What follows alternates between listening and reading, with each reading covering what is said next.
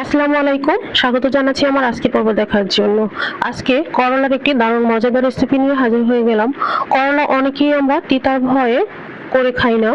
বিশ্বাস করুন, আজকের রেসিপিটি দেখে আপনারও খেতে ইচ্ছে করবে, আর একটু তিতা লাগবে না। দেখতে যেমন লোভনীয়, খেতেও অনেক মজার হবে। যে কখনো করলা খায়নি সেও আঙুল চেটে পুটে খাবে, এতটাই মজা হয়ে থাকে। তাই ভিডিওটি স্কিপ না করে সম্পূর্ণটা দেখার অনুরোধ রইল। এখানে আমি করলা চাকচাক করে কেটে নিয়েছি ধুয়ে। তারপর এখানে আমি যেটা করব, আমি মাছের ডিম দিয়ে আজকে করলার রেসিপিটা তৈরি করব। মাছের ডিম দিয়ে যদি করলার এই রেসিপিটা একবার খান, বিশ্বাস করুন এতটাই মজার হয়ে থাকে। তো আপনি যে কোনো মাছের ডিম নিতে পারেন। তো মাছটাকে আমি প্রথমে ধুয়ে ভালোভাবে পরিষ্কার করে নিয়েছি। তো এবার আমি এটাকে ছোট ছোট করে কাট করে নিব। তো মাঝখানের এই কালা অংশটা আমি কেটে ফেলে দিচ্ছি। এরপর আমি ছোট ছোট করে টুকরো করে নিব। তো আজকের রেসিপিটা আমি ইলিশ মাছের ডিম দিয়ে করে দেখাচ্ছি। আপনার ইচ্ছে করলে যে কোনো মাছের ডিম এখানে ব্যবহার করতে পারেন। তাছাড়া মাছের ডিম ছাড়া আপনি চিংড়ি মাছ দিয়েও এই করলাটা রেসিপি তৈরি করে নিতে পারেন। খেতে দুর্দান্ত লাগে। মাছের ডিম দিয়ে যদি আগে কখনো না খেয়ে থাকেন, একবার হলে এভাবে ট্রাই করবেন, এতটাই মজার হয়ে থাকে আপনার বারবার খেতে ইচ্ছে করবে। তো এখানে আমি স্বাদ পরিমাণ লবণ দিয়ে দিয়েছি, আর তার সাথে দিয়ে দিয়েছি 1 চামচ পরিমাণ হলুদের গুঁড়া। তারপর এটাকে ভালোভাবে আমি ম্যারিনেট করে নিয়েছি। তো সবকিছু আমি রেডি করে নিয়েছি। এবার চলুন চুলায় চলে যাই। চুলায় একটি ফ্রাই প্যান বসিয়ে আগে ভালোভাবে গরম করে নিয়েছি। তারপর দিয়ে দিচ্ছি রান্নার রেগুলার সয়াবিন তেল। সয়াবিন তেলটা দেওয়ার পর ভালোভাবে গরম করে নিতে হবে। তো তেলের পরিমাণটা একটু বেশি দেওয়ার চেষ্টা করবেন, তাহলে করলার রেসিপিটা খেতে ভালো লাগবে। তারপর তেলটা ভালোভাবে গরম হয়ে আসলে এখানে আগে থেকে যে ম্যারিনেট করে রেখেছিলাম মাছের ডিমটা, সেটা দিয়ে দিচ্ছি। ইলিশ মাছের ডিমটাকে দিয়ে নেওয়ার পর ভালোভাবে উল্টে পাল্টে ভালো করে ব্রাউন কালার করে ভেজে নিব।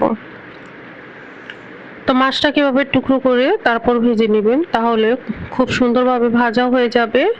আর প্রত্যেক কামড় কামড়ে মাছের ডিমটা লাগবে।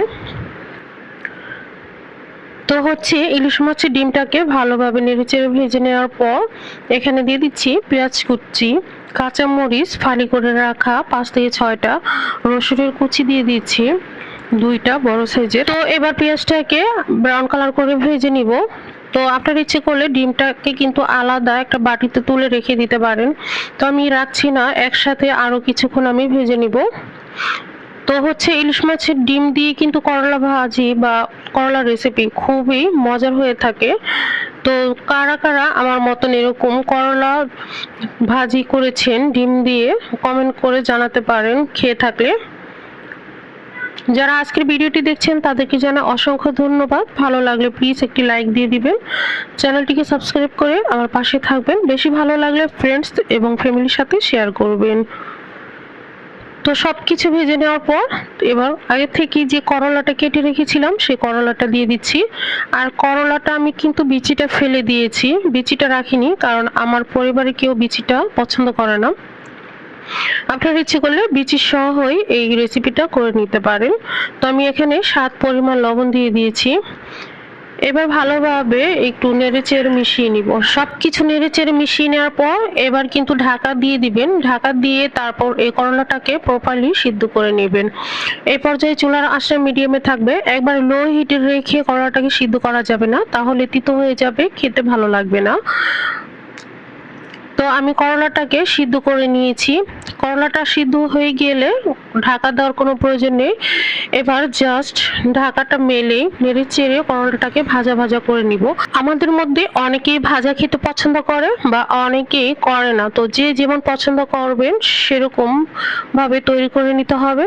তো আমি এই করলাটাকে একটু ভাজা ভাজা করে নিয়েছি। এবার একটু প্লেটে তুলে পরিবেশন করে আপনাদেরকে দেখিয়ে দিচ্ছি। তো সহজ আর সিম্পল মজাদার করলা ভাজি করে দেখিয়ে দিলাম। কোনো রকম তিতা লাগবে না, খেতে লাগবে দুর্দান্ত। গরম ধোয়া ওঠা ভাতের সাথে এরকম করলা ভাজি থাকলে আর কোনো কিছুই লাগবে না, এতটাই মজার হয়ে থাকে। যে কখনো করলা ভাজি খায়নি সেও আঙুল চেটে পুটে খাবে।